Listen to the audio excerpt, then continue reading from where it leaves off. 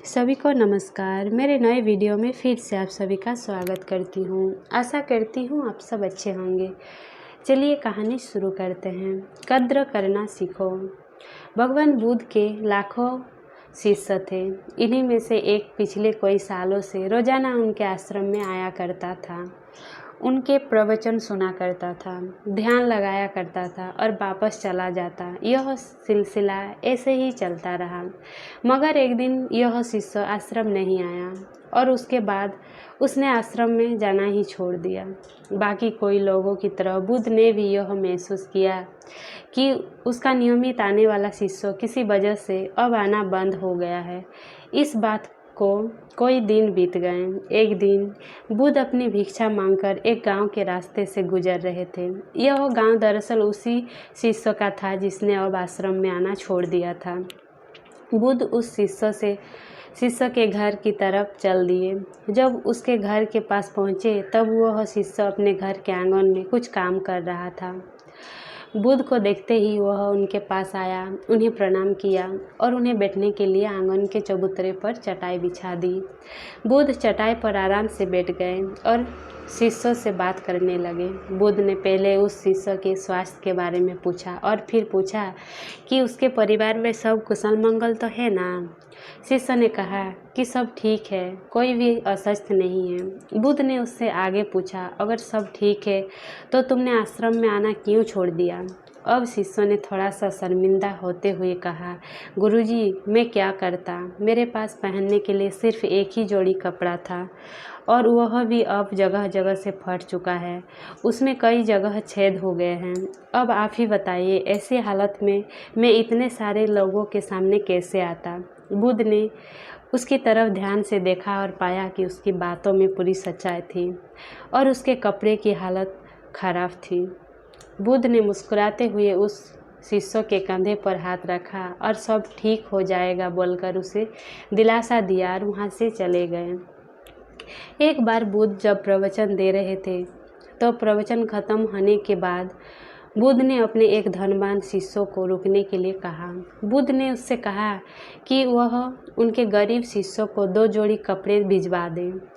श्रीमंत शिष्य ने उनसे वचन दिया कि वह अगले ही दिन जैसा उन्होंने कहा वैसा ही करेगा। अगले दिन अपने वचन के मुताबिक श्रीमंत शिष्य ने अपने नौकर के हाथों न सिर्फ उन गरीब शिष्यों के लिए बल्कि उनके पूरे परिवार के लिए 2-2 जोड़ी कपड़े भिजवा दिए। नए कपड़े पाकर गरीब शिष्य और उसका परिवार बहुत खुश हो गया। अगले दिन से बुद्ध ने देखा कि वह शिष्य फिर से आश्रम में आने लगा है। बुद्ध ने उससे पूछा कि अब कोई तुम्हें परेशानी तो नहीं है, अगर है तो बताओ। शिष्य ने कहा, अब मुझे कोई तकलीफ नहीं है, बस कपड़ों की थी जो आपने हल कर दी, अब मैं बहुत खुश हूँ। बुद्ध के शिष्य से पूछा, अच्छा बताओ तुमने अपने पुराने कपड़ों को क्या किया। शिष्य ने कहा, हमारे ओढ़ने के कपड़े ओढ़ने लायक नहीं बचे थे, इसीलिए मैंने अपने पुराने कपड़ों को उनकी जगह इस्तेमाल करना शुरू कर दिया। बुद्ध ने पूछा, फिर तुमने अपने ओढ़ने वाले कपड़े का क्या किया। मैंने उन्हें पर्दों की तरह इस्तेमाल करना शुरू कर दिया। शिष्य ने कहा, उन पुराने पर्दों का क्या किया। बुद्ध ने फिर से पूछा। मैं उनके 4 टुकड़े करके चूल्हे से गर्म बर्तन उतारने के लिए इस्तेमाल करता हूँ।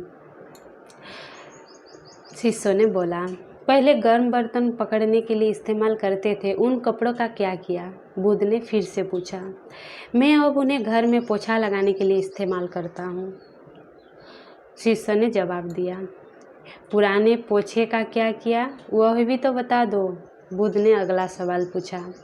वह कपड़ा कुछ भी करने लायक बचा नहीं, इसीलिए मैंने उसके तार अलग कर दिए और उनसे दिया की बाती बना ली। इन्हीं बत्तियों में से एक बाती आज इस आश्रम में भी मैंने जलाई है, उसी की रोशनी में हम बैठे हैं।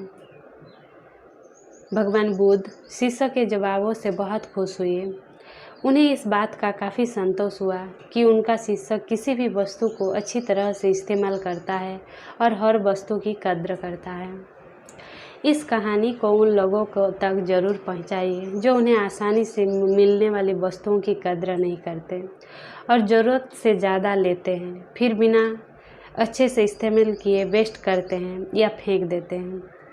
कहानी अच्छी लगी तो प्लीज़ वीडियो को लाइक करिए और चैनल पर नए हैं तो प्लीज़ चैनल को सब्सक्राइब कर लीजिए। पूरा वीडियो देखने के लिए धन्यवाद।